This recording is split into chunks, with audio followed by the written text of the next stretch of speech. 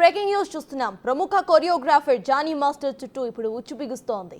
ఓవైపు POCSO act కేసుతో పాటు రాష్ట్ర మహిళా కమిషన్ కు ఆయన లైంగిక వేధింపుల వ్యవహారం చేరింది. అయితే మరోవైపు జానీ పరారీలో ఉన్నట్లుగా ప్రకటించిన పోలీసులు సర్చ్ ఆపరేషన్ ను ముమ్మరం చేశారు. జానీ మాస్టర్ పై నార్సింగ్ పోలీస్ స్టేషన్ లో కేసు నమోదైంది. ప్రస్తుతం అతను పరారీలో ఉన్నారని పట్టుకోవడానికి ప్రయత్నిస్తున్నట్లుగా పోలీసులు చెబుతున్నారు. బాధితురాలి ఫిర్యాదు మేరకు పోలీసులు ఇప్పటికే జానీ మాస్టర్ పై పోక్సో చట్టం కింద కేసు నమోదు చేశారు. ఈ కేసులో బాధితురాలు నిన్న స్టేట్మెంట్ ఉమెన్ కమిషన్ ను ఆశ్రయించింది.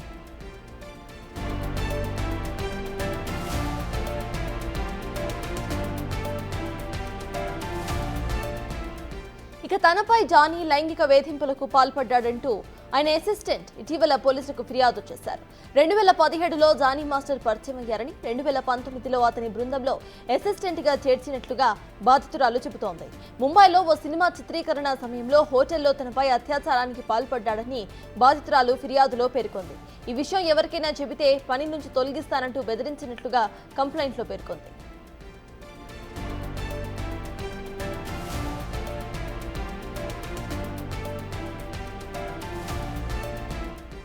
జానీ మాస్టర్ కేసును నీరుగారుస్తున్నారని బాధితురాలు ఆరోపిస్తోంది. తాను ఫిర్యాదు చేసి ఇన్ని రోజులైనా యాక్షన్ తీసుకోవటం లేదని బాధితురాలు ఆవేదన వ్యక్తం చేస్తోంది.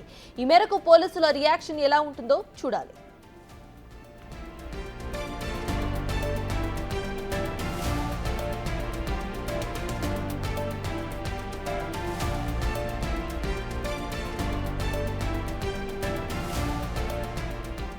ప్రముఖ కొరియోగ్రాఫర్ జానీ మాస్టర్ చుట్టూ ఉచ్చు బిగుస్తోంది. ఒకవైపు పోక్సో యాక్ట్ కేసుతో పాటు రాష్ట్ర మహిళా కమిషన్ కు ఆయన లైంగిక వేధింపుల వ్యవహారం ఇప్పుడు చేరింది. ఇక మరోవైపు జానీ పరారీలో ఉన్నట్లుగా ప్రకటించిన పోలీసులు సర్చ్ ఆపరేషన్ ని ముమ్మరం చేశారు. జానీ మాస్టర్ పై నార్సింగ్ పోలీస్ స్టేషన్ లో కేసు నమోదైంది. ప్రస్తుతం అతను పరారీలో ఉన్నారని పట్టుకోవడానికి ప్రయత్నిస్తున్నట్లుగా పోలీసులు చెబుతున్నారు. బాధితురాలి ఫిర్యాదు మేరకు పోలీసులు ఇప్పటికే జానీ మాస్టర్ పై పోక్సో చట్టం కింద కేసు నమోదు చేశారు. ఈ కేసులో బాధితురాలు నిన్న స్టేట్ ఉమెన్ కమిషన్ ను ఆశ్రయించారు.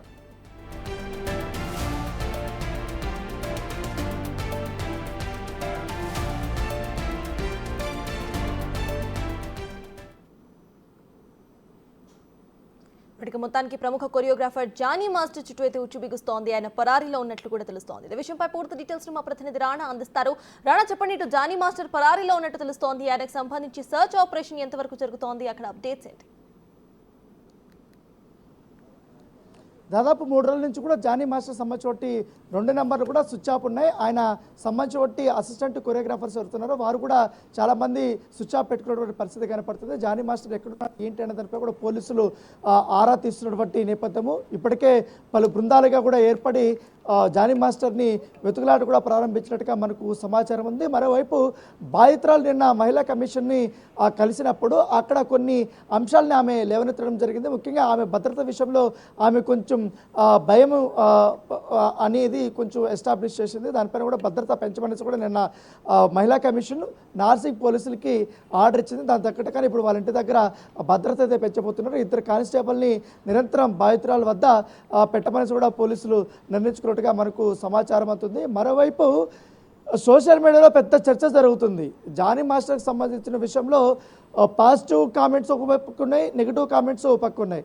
దానితో పాటు గతంలో జానీ మాస్టర్కి అనుకూలంగా వీరిద్దరూ హీరో హీరోయిన్గా నటించినటువంటి సినిమా సంవత్సరం ఓపెనింగ్ సెరమనీలో అప్పుడు ఈ బాధితురాలు జానీ మాస్టర్ని ప్రైజ్ చేస్తూ అంటే గొప్పగా చెప్తూ మాట్లాడినటువంటి వీడియోలు ఇప్పుడు బాగా వైరల్ అవుతున్నటువంటి నేపథ్యం అయితే కనపడుతుంది.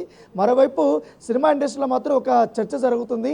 ఎందుకంటే సినిమా ఇండస్ట్రీలో అలిగేషన్స్ అనేది చాలా సర్వసాధారణం. దాంట్లో ఎంతవరకు నిజాలు ఉన్నాయన్న దానిపై కూడా ఖచ్చితంగా ఇంటర్నల్ ఎంక్వైరీ జరుగుతుంది. కాబట్టి ఆ ఇంటర్నల్ ఎంక్వైరీలో వచ్చినటువంటి రిపోర్ట్ని పట్టే ఆధారంగానే చర్యలు తీసుకుంటే బాగుంటుంది అనేది కూడా మెజారిటీ వాళ్ళు అభిప్రాయపడినట్టుగా మనకు సమాచారం ఉంది. అయితే కొరియోగ్రాఫర్స్ అసోసియేషన్ కానీ డాన్సర్స్ అసోసియేషన్ కానీ ఇంత పెద్ద నింద ఒక ప్రెసిడెంట్ మీద వచ్చింది కాబట్టి ఖచ్చితంగా కూడా ఆయన పూర్తి స్థాయిలో సస్పెండ్ చేయాలి, ఆయన సభ్యత్వాన్ని కూడా సస్పెండ్ చేయాలనే ఆలోచనలో ఉన్నట్టుగా మనకు సమాచారం. ఇప్పటికే యాజ్ పర్ బైలాస్ ప్రకారం ఆయన పూర్తిగా డాన్సర్స్ అసోసియేషన్ నుంచి ఇటు కొరియోగ్రాఫర్ అసోసియేషన్ నుంచి ఆయన్ని పూర్తి స్థాయిలో శాశ్వతంగా కూడా తప్పించాలనే ఉద్దేశంతో కూడా చర్చలు జరుగుతున్నట్టుగా మనకు సమాచారం. దానికి సంబంధించిన విషయంలో రేపు కానీ ఎల్లుండి కానీ ఒక అఫీషియల్గా నోట్ వచ్చే అవకాశం ఉన్నట్టుగా మనకు సమాచారం అవుతుంది.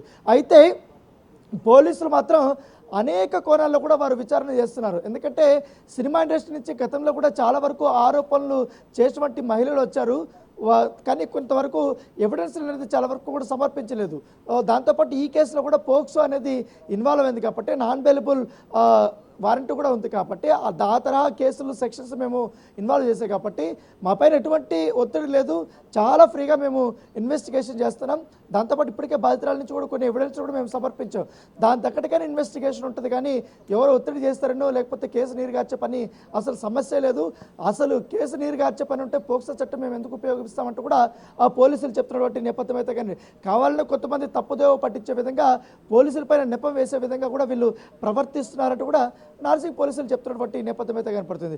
అయితే ఇక్కడ మరొక అంశం ఏమైనా ఉందంటే పూర్తిగా ఈ కేసులో ఇప్పటి వరకు చూసినటువంటి సెక్షన్ వైజ్గా మొదటగా జానీ మాస్టర్ని ఎప్పుడు కలిసింది, ఎక్కడ కలిసింది, ఎవరు ఆఫర్స్ ఇచ్చారు, అప్పుడు ఆమె వయసు ఎంత, నిజంగానే ఆ బాధితురాలు చెప్పినట్టుగా 16 సంవత్సరాలు 17 సంవత్సరాలు 18 సంవత్సరాల లోపల ఆ అమ్మాయి పైన లైంగిక దాడి జరిగిందా లేదా, దానికి సంబంధించి ఎవిడెన్స్లు ఏంటి, ఆమె చెప్తున్నటువంటి ఏంటి, ఎవరు కన్సల్ట్ అవుతారు, ఈమె కన్సల్ట్ అవుతుందా లేకపోతే జానీ మాస్టరే కన్సల్ట్ అయ్యి ఆమెని లొంగ తీసుకోవడానికి ప్రయత్నించాడా, లేకపోతే సినిమాలో సర్వసాధారణంగా సినిమా షూటింగ్ జరిగేటప్పుడు కొంచెం అగ్రెసివ్గా ఉంటారు డైరెక్టర్స్ కానీ లేకపోతే ఎవరైనా కానీ కొంచెం ఏమైనా సరిగా జరగకపోయినా అరేంజ్మెంట్ సరిగకపోయినా ఆ కోపం రూపంలో చూపిస్తుంటారు, అరుస్తుంటారు. సో అవి కూడా ప్రభావం చూపించారా, లేకపోతే ఈ మధ్యకాలంలో జానీ మాస్టర్ మొదటి సాంగ్ కొరియోగ్రాఫ్ చేసినప్పటి నుంచి ఇప్పటి వరకు కూడా అతను సెట్స్లో ఉన్నప్పుడు కొంచెం అగ్రెసివ్గా ఉంటాడని లేకపోతే కొంచెం అబ్యూజివ్గా మాట్లాడతాడని కొంచెం షార్ట్ టెంపర్గా ఉంటాడని తర్వాత తిట్టేసిన తర్వాత మాట్లాడిన తర్వాత ఒక 1 డే తర్వాత 2 డేస్ తర్వాత వాళ్ళని మళ్ళీ కలిసి మాట్లాడము, సారీ చెప్పడం, వాళ్ళందరినీ హక్కు తెచ్చుకోవడం ఇవన్నీ చేస్తూనే ఉంటాడు. కానీ షార్ట్స్లో పనిలో ఉన్నప్పుడు మాత్రం తన ధ్యాసత పని మీద ఉంటుంది. అప్పుడు ఏదైనా తప్పు జరిగినా వెంటనే అసిస్టెంట్స్ మీద తిడతాడనేది కూడా ఒక అపవాదం. ఆ తరాలనే చాలాసార్లు ఎప్పుడైతే బాధితురాలను కూడా ఈ రకంగా అరిశాడనేది కూడా ఒకటి ఉంది.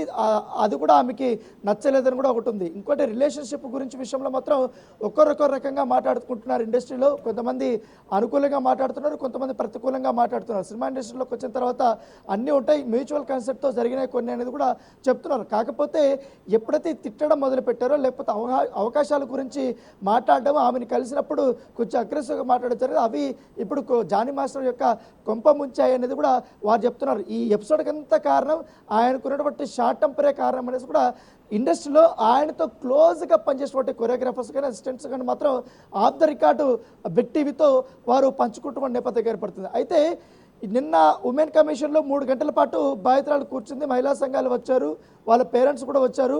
ఆమె దాదాపు 40 పేజీల దాకా కూడా ఒక స్టేట్మెంట్ రికార్డ్ చేసింది. గత 6 సంవత్సరాల నుంచి తను ఏ విధంగా బాధలు పడ్డాను, తను ఏ విధంగా నష్టపోయాను, తను ఏ విధంగా బాధింపబడ్డాను అనేది కూడా పూర్తి స్థాయిలో నిన్న మహిళా కమిషన్ చైర్మన్ కూడా చెప్పినటువంటి పరిస్థితి కనపడుతుంది. సో అవన్నీ విన్న తర్వాత ఖచ్చితంగా ఆమెకి ప్రైవసీ అనేది చాలా ఇంపార్టెంట్. ఆమెకు సంబంధించిన వ్యవహారాలు కానీ వివరాలు కానీ వీడియోలు కానీ ఆడియోలు కానీ ఏవి బయట పెట్టద్దంటూ కూడా పోలీసులకి హుకుం జారీ చేశారు. దాంతోపాటు భద్రత కల్పించమని కూడా వారు చెప్పినప్పుడు నేపథ్యం. సో ఇవంతా కూడా చట్ట ప్రకారంగా అవి జరుగుతున్నాయి. అయితే వేర్ ఇస్ జానీ మాస్టర్? ఇంత జరుగుతుంది, మొత్తం ఇండస్ట్రీ అంతా కూడా ఒక కుదుపు అయిపోయింది. ఎందుకంటే మొత్తం ఎక్కడ ఎవరు మాట్లాడుకున్నా జానీ మాస్టర్ సంబంధించిన ఉదంతం గురించే మాట్లాడుతున్నారు. ఎవరైనా కూడా డైరెక్టర్లైనా ప్రొడ్యూసర్లైనా మిగతా యాక్టర్స్ అయినా లేకపోతే కొరియోగ్రాఫర్స్ వీళ్ళందరూ కూడా ఎవరు కనపడినా ఈ విషయంపైనే వాళ్ళు మాట్లాడుకుంటున్న నేపథ్యం పడుతుంది.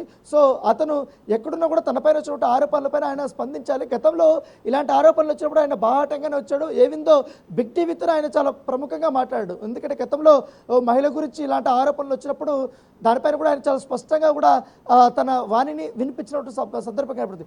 ఇప్పుడు ఏకంగా తన అసిస్టెంటే పైగా ఇప్పుడు కొరియోగ్రాఫ్ చేసినటువంటి ఒక మహిళే ఈ రకమైన ఆరోపణలు, ఒకటి మత మార్పిడి, పోక్సో, లైంగిక వేధింపులు, బెదిరింపులు, వాళ్ళ భార్య కూడా వచ్చి కొట్టిందనేసి చాలా సెక్షన్స్ కూడా చాలా ఆరోపణలు కూడా ఇప్పుడు చేస్తున్నాయి. కాబట్టి ఖచ్చితంగా ఇప్పుడు పోక్సో కానీ నిజంగా నిరూపణ అయితే ఆయనకి ఇప్పుడున్నటువంటి చట్టాల ప్రకారం ఖచ్చితంగా 7 ఏళ్ళు జైలు శిక్ష పడే అవకాశం ఉంది. సో అన్నీ ఉన్నాయి కాబట్టి తనపైన చూడ ఆరోపణలు ఏ విధంగా ఎదుర్కొంటాడు, నిజంగా పోలీసులకి ఆయన చిక్కితే ఖచ్చితంగా కూడా రిమాండ్కి పంపించేస్తారు, జైలుకి పంపించేస్తారు. తర్వాత పూర్తిగా కోర్టులో ఆయన తేల్చుకోవాల్సినటువంటి సందర్భం ఏర్పడుతుంది. సో అప్పటి వరకు కూడా అయితే బాధితులు చెప్తుంది ఏంటంటే సర్తాజ్ ఎవరైతే అక్యూజ్డ్ ఉన్నాడో జానీ మాస్టరు, ఆయనకి పొలిటికల్ పవర్ ఇన్ఫ్లుయెన్స్ ఎక్కువ ఉంది, ఇండస్ట్రీలో కూడా పెద్దలు సహకరించే అవకాశం ఉంది, పోలీసులు కూడా సహకరించే అవకాశం ఉంది, ఒక డౌట్ రైజ్ చేస్తుంది మహిళా కమిషన్ ముందు. సో దాన్ని దృష్టిలో పెట్టుకుని మహిళా కమిషన్ అన్న ఖచ్చితంగా ఇన్వాల్వ్ అవ్వాల్సి వచ్చింది. ఇన్వాల్వ్ అయ్యి కొన్ని డైరెక్షన్స్ అయితే ఇచ్చినటువంటి పరిస్థితి కనపడుతుంది. సో అలాంటి అపోహాలు ఏం పెట్టుకోవద్దని, ఖచ్చితంగా పారదర్శకంగానే ఈ యొక్క ఇన్వెస్టిగేషన్ జరుగుతుందనేది కూడా పోలీసులు స్పష్టం చేసినటువంటి పరిస్థితి కనపడుతుంది. Right, thank you Rana.